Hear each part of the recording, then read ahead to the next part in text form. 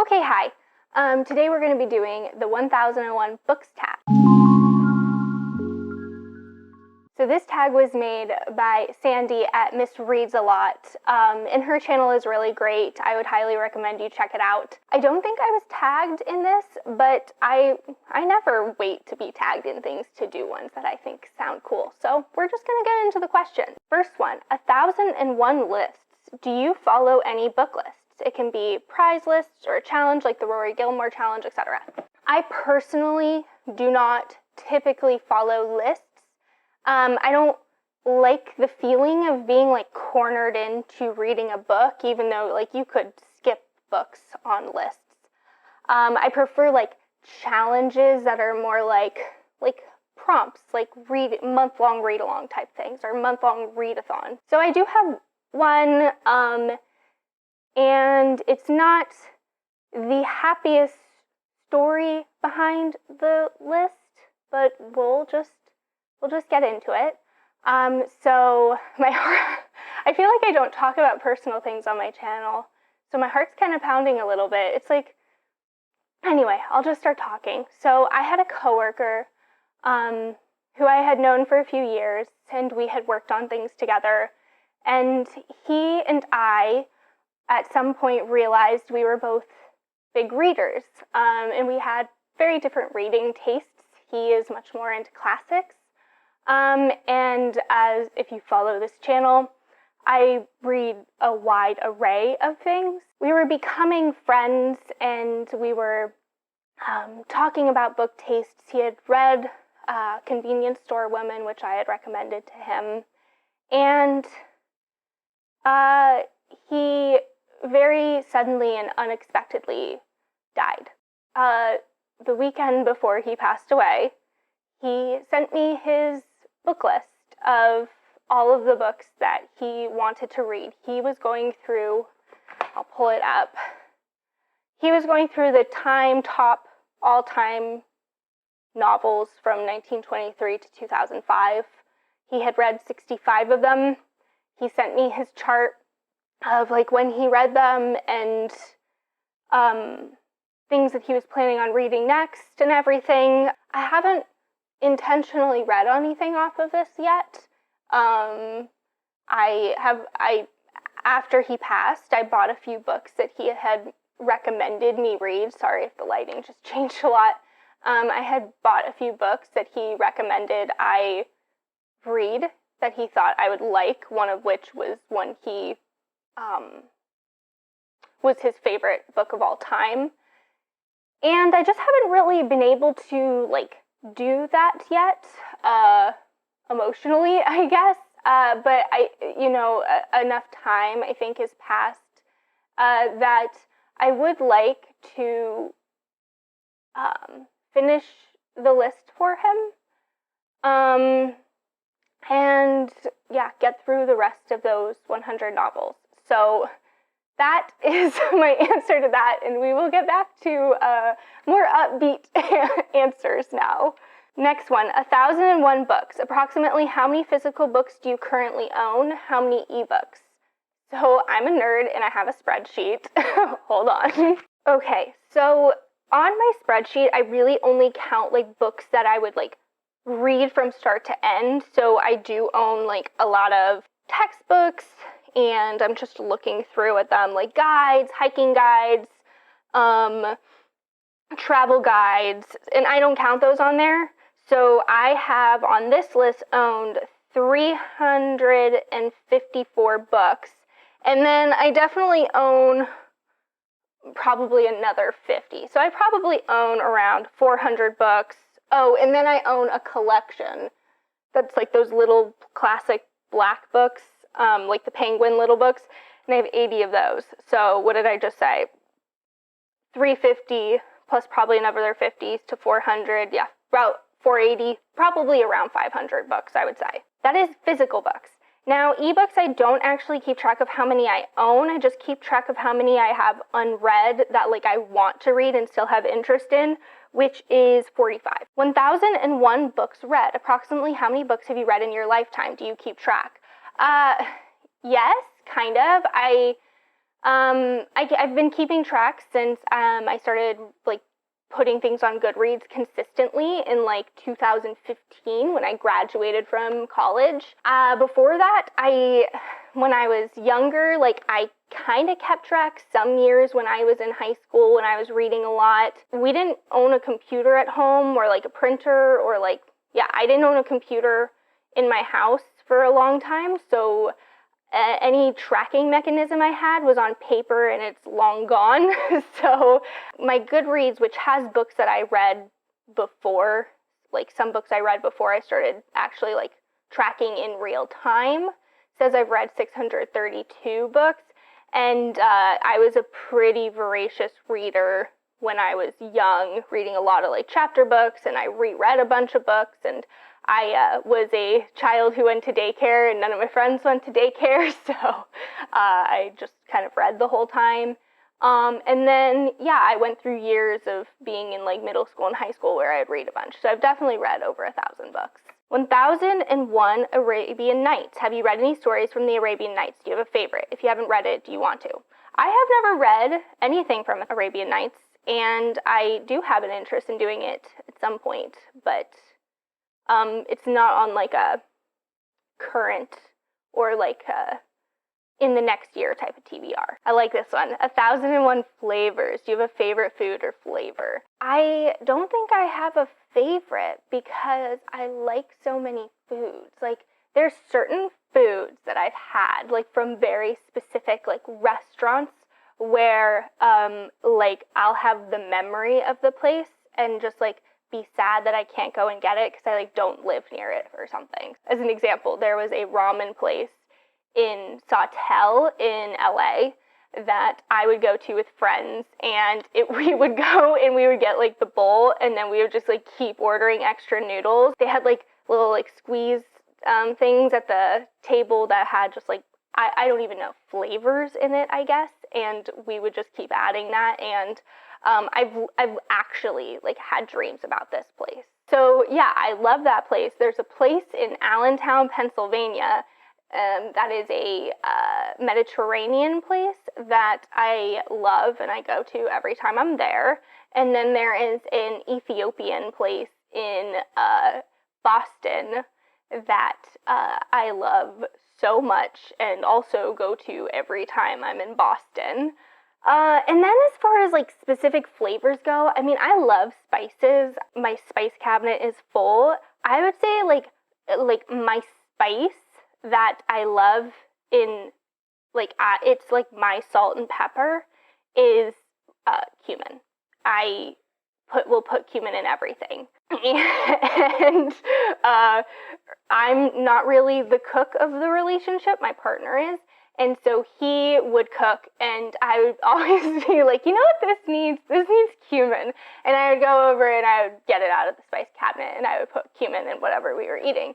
And then one day I go, you know what? I haven't put cumin in anything in a while. And he was like, yeah, because I douse everything I make in cumin now. So yeah, those would be all of my very long answers to that. Okay, 1001 pages. Have you ever read a book that is over 1001 pages? Is there one that you recommend, and is it worth the time? What is the longest book you have read? Okay, for this I'm going to go to my Goodreads. I've definitely read a book that's over 1,000 pages.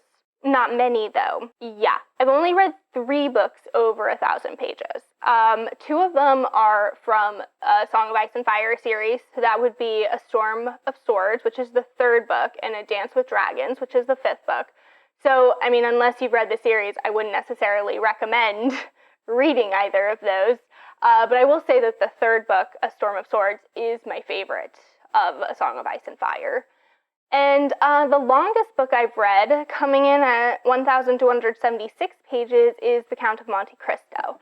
And this is, or was, or is, my partner's favorite book of all time. He had been harassing me for years to read it, and then I did, and I really enjoyed it, and I kept, like, talking to him about it as I was reading it, and he wasn't remembering the scenes I was talking about because, like many people, he had, unbeknownst to him, read the abridged version, and I read the unabridged version.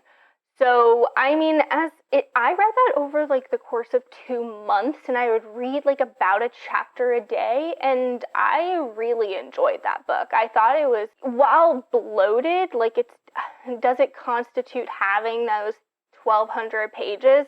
A lot of things happen, and I would say yes, because in conversing with my partner about the abridged version, his interpretation of events was quite different from mine because he didn't have a lot of the context that they chose to remove from the abridged version. So I would say that like it's worth the page count, and it's one of my favorite classics that I've read. It was a lot easier to get into than I thought it would be. You could tell it was serialized, especially at the beginning, but I thought the writing got better as we went along through the book, and overall, I thought it had really interesting like themes around religion and religious figures that I wasn't really catching until later in it. So it's one of those books that I think about sometimes with other books where I kind of wish that I had like read it in a classroom where I had been given some historical context, because I thought it would have kind of like built my experience of the book up a little bit more. 1001 buckets. Do you have a non-bookish bucket list? What is one thing on the list? No, I don't. Interestingly enough, I'm a list person. I love having daily lists, and crossing things off. As far as like life enjoyments, I don't like to keep a list. I have tried that in the past, but anytime I go back to it, there's certain things that like I wouldn't put on the list necessarily anymore because I've become older and in some ways I've changed as a person. And I don't like being tied to like my previous selves commitments. I have like general ideas of things that I want to do. Like I want to travel a lot. I do travel a lot, and it's just something I prioritize. I don't have like I want to go to like this number of countries and I want to do X and I want to do Y. It's kind of like I get an idea of a place I want to go and I look into it a little bit, and then I just like kind of commit and buy the tickets and do it. 1001 numbers. Do you have a lucky number? Is there a story behind it? No, I don't have a lucky number. I was never like a kid on like a sports team or anything. I'm very uncoordinated. So I never had like numbers that I would wear on anything. Selfishly, I like the number 8, but it's definitely because I was born on the 8th of a month. So I think that's just why I like that number. But I like anything like with an 8 at the end. So I'm not beholden just to 8. Like I like 18, 28, etc. Okay, 1001 authors. Do you have a favorite author and or genre? Oh man, the concept of favorite authors is interesting to me because I don't like, in the way that I don't like being held down to a list, I don't like being held down to the idea of like, this is my favorite author, this is my favorite series. I haven't been on BookTube long enough to do like a favorites of the year list, but even then, I don't think I could rank it because like to me it's like ranking apples and oranges. Like how can you compare like a fantasy to like a literary fiction and choose which one's your favorite of those when they're both trying to accomplish completely different things? When I read an author that I like, I'm not necessarily going to go back and read the entirety of their backlist. There's actually only one author I'm doing that with right now, and it's David Mitchell. I only have 2 of his books left, and I think maybe when I had read my first 3 books, Cloud Atlas, 1,000 Autumns of Jacob de Zoet, and Black Swan Green, I would have been like, yes, he's a favorite author. But as I've gotten more into him, as I've read other books, he's definitely, I would never call him my favorite author, but I don't think I could call anyone my favorite author. And I don't repeat reading the same authors over and over again. So I have books that I really loved by authors. And then, I mean, I've done a video on it. I don't go back and reread their backlist because I'm scared to. That was like a very long way of saying, no, I don't have a favorite author. And I don't have a favorite genre either. I like reading everything for the most part. There's some like genres I don't like as much. I'm not a huge fan of memoirs. I've never tried reading a Western. This isn't a genre thing, but I don't tend to read a lot of non-adult writing. At this point in my life, I read whatever I'm in the mood for. Sometimes I go on huge romance kicks. Other times I'm on big fantasy kicks, and then sometimes I'm really deep into the literary fiction. I guess I don't read as many thrillers or mysteries. But I mean, 2 years down the line, that could completely change, and I could be on like a thriller and mystery kick. Okay, 1001 activities. Do you have a favorite outdoor activity? Yeah, I would say hiking is probably my favorite outdoor activity. I generally just kind of like being outside. Where I live now in upstate New York, I'm not outside nearly as much as I used to be when I lived in California, just because weather-wise, it's, some people love the cold, which is great for them. Every year, I'm like, this is the year. This is the year that you are going to go outside, you're going to go on midwinter walks, and you're going to enjoy it. It's just that you're not prepared enough with what you're wearing. And then I'll be outside and I'll have like a full face mask on, like not like COVID style face mask, like full face mask where it's only your eyes showing, which I'm wearing glasses over. You have my base layer, my like snow pants, my jacket, my glasses, my hat, my scarf, my gloves, and then I'm breathing and like it goes straight into my glasses, and then I take off my glasses and then it's like icy wind blasting me in the eyes. So I would say like not winter hiking, but I'm very tangential today. During the summer though, I do enjoy getting out on our kayak, but our version of kayaking is kayaking into the middle of a lake and then like leaning back and like maybe putting a leg out the side of the kayak and being in the sun, and then just like letting the water kind of, and like the wind and the current kind of bring us back, and then we'll get up every once in a while and we'll like kayak back out, but it's a very casual experience. That was the last one, so let me know your thoughts on this video or my answers or what your answers would be in the comments below, and until next time, happy reading.